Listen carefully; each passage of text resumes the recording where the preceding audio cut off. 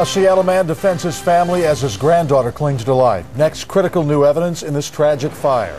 And if his diamonds don't dazzle you, his swing will. See what landed Hannah and Mike Cameron in the record books tonight. Next at 11.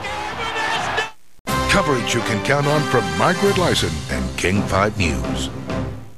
Your local news is next.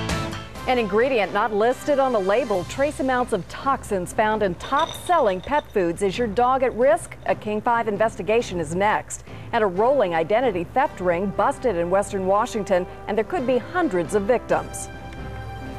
Number 1 in Western Washington, with coverage you can count on. Broadcasting in HD TV from Digital Studio A. King 5 News at 11. Our top story, new evidence uncovered as federal agents join the investigation into a fire that severely burned a Seattle toddler. As the toddler clings to life, her grandfather steps forward to defend his family. Linda Brill is live at Harborview Medical Center with a King 5 exclusive. Linda.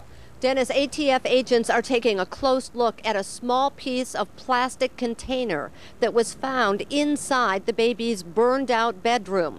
And that new piece of evidence is being tested at a lab.